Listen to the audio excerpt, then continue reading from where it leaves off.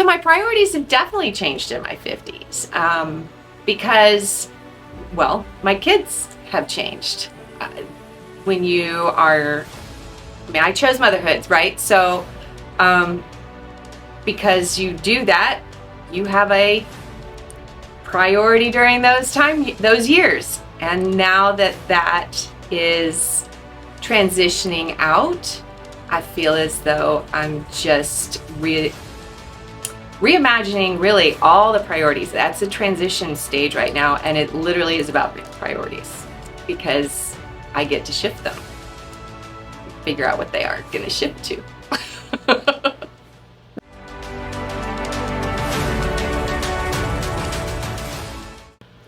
So my name's Karyn. It makes it difficult to answer the question of how would you like people to describe you?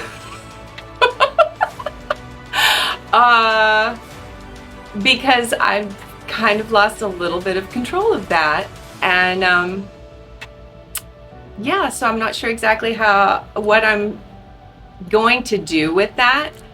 I think at this particular juncture, like with the how would I like people to describe me, I'm pretty much I would like people to describe me as authentic. Like, she is who she is. What you get is the truth, because those things are very important to me, the truth and authenticity, and because to me those two things lead to trust. And if you have those elements in your life, I actually feel like you have happiness.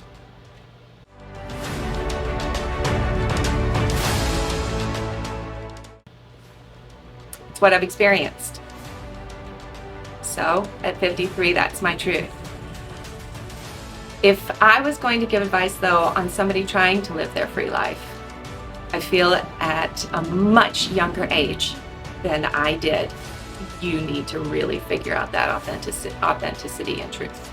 Because the lack of not being free, for my experience, was actually probably based on always waiting to figure it out. And right now, even though I'm still sort of transitioning, figuring it out, because I'm reimagining everything after my kids have gotten older, I feel as though right now I'm going to demand to be in that authenticity for me and truth, because I don't have time to waste doing anything else.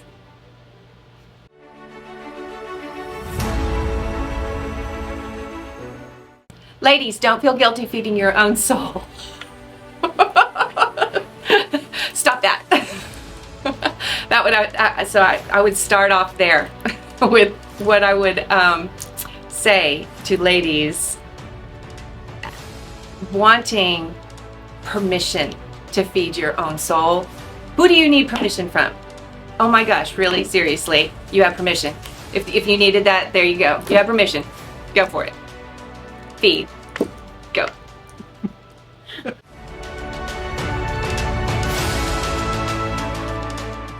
In life, nobody tells you when those significant points happen, right? And as you go through along, you may not even recognize when the significant points are actually happening. Losing my mother 6 weeks after my first child was born was a significant point in my life. Losing both my in-laws just a couple years after that, and all of the experiences that was involved in that, and then losing my father about 3 years ago. Loss will be a very significant impact in your life, and you won't, at least I wasn't. There really isn't a way to prepare entirely for it. I mean, and you won't be alone. You will have other responsibilities in your life as it's going on. It won't be siloed. So on top of it, you will experience a lot of outside input and expectation. And all of that together is what feels very hard, is very heavy, is very intense as those significant moments happen. So those are the negative ones, but then there'll be these significant moments that balance all of that. And it will be when someone amazing comes in your life, whether it be a child, whether it be a niece, whether it be, a nephew, somehow, or a loved one. Cupid's arrow will potentially hit, and you won't even sometimes know it, and then it is. So I guess I would say on significant moments, when you're in them, embrace them.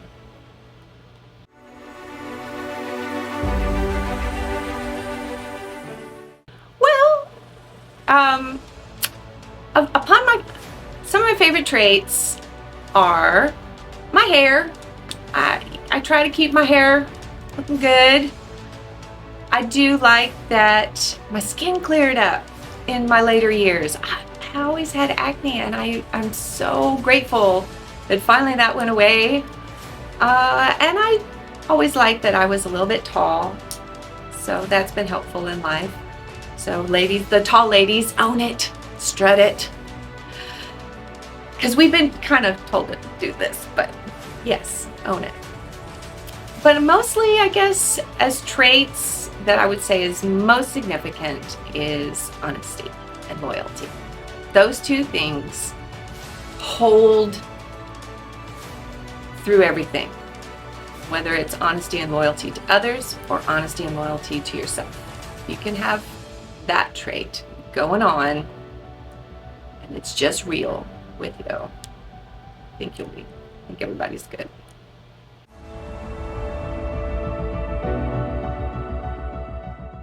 So young ladies, enjoy your youth.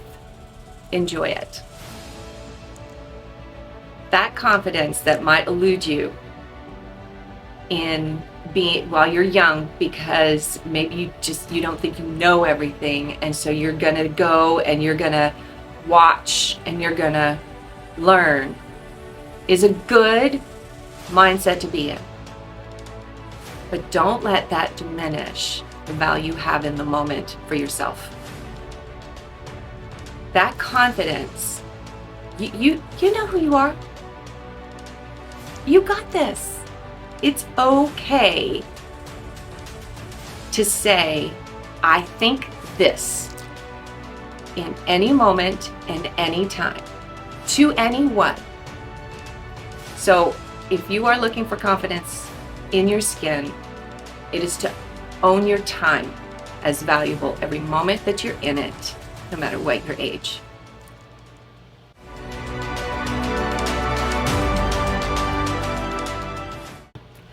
So I think I felt the most attractive in my life in my late 20s, just to early 30s. Of course, what shifted was pregnancy, right? Which had its own unique sense of beauty. I never expect it to be catcalled while I was 8.5 months pregnant, but it surprised you sometimes. I was like, what? But I would say I felt most attractive somewhere after my 25th birthday. And I think it was at that time I kind of learned to just show my body a little bit more, right? I learned to have my dress. Just felt comfortable to have my dresses a little bit shorter, my skirts a little bit shorter, to have my tops a little bit tighter, and came out of my teenage mindset about myself and into fully embracing my feminine, I am a woman self. And it was before pregnancy. Yes, that was that time frame of I'm looking good, I'm all that. And it's not as though it's entirely gone away, but it's definitely not what I used to experience when I was young. So don't waste your youth.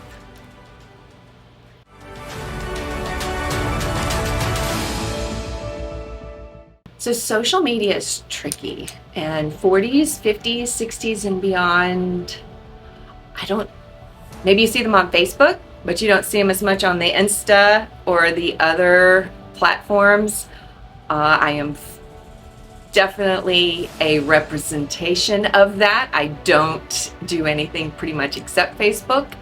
So there's a little bit of it's on us to go out there to be seen, not for social media to find us somehow to show us.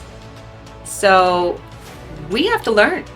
And again, this is part of transitioning in our 40s, 50s, and 60s. You can't stop learning, right? If you're gonna go and expect to be seen, you gotta step out and say hi.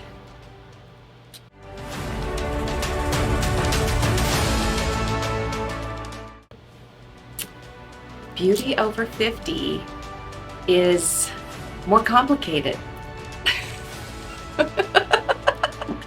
There's more things involved in that process. You learn new words like Spanx. And that's okay.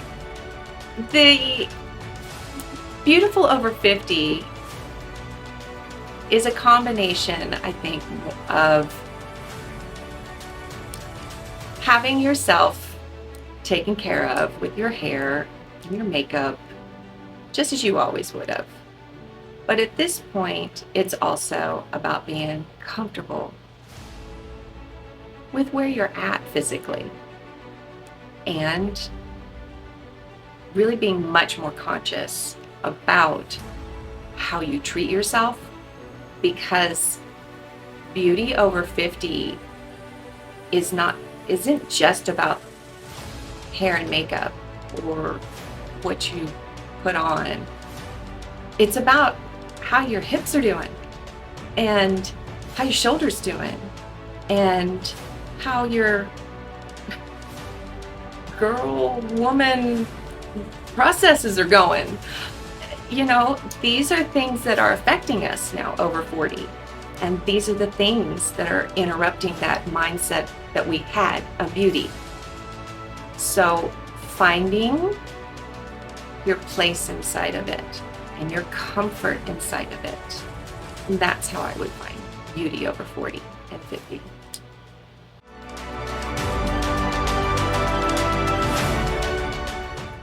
So I found out about Maggie and this project and being a part of it, like so many others, just she was doing her part in advertising, and I saw her advertisement for it and I thought to myself, I'm actually working on a project because my name is Karyn, and the project is called The Last Karyn. And as this project is starting to unfold, I saw that Maggie was putting together something special as far as a conversation of what women are experiencing in these later stages of life.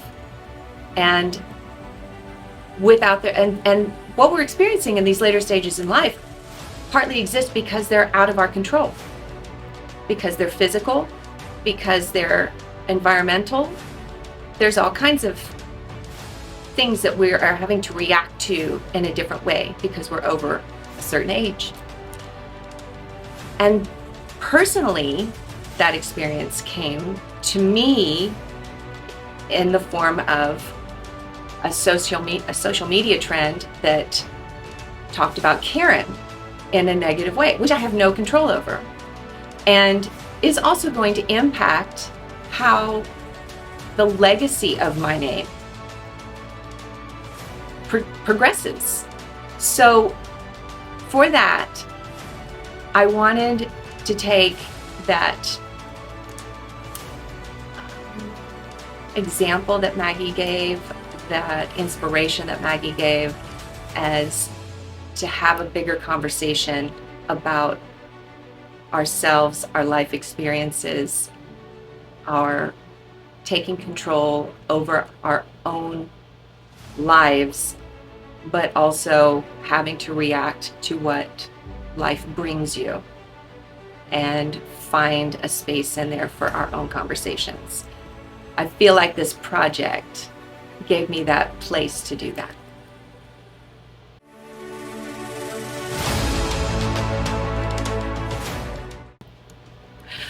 Photo shoots are so fun. I walked in and first of all, having a sign out front that said, "Karyn, welcome, and you're gonna be beautiful today." I was like, from the get-go, I was like, that's right. We're gonna have some fun today. And I just felt very welcomed when I came in. I don't know, sometimes you just click, right? And you just have something special that happens in a day. And as I leave today, I feel as though that's been the case.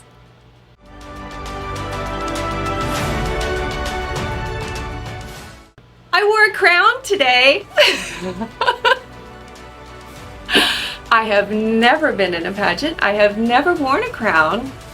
And I think I had my Amy Farrah Fowler moment.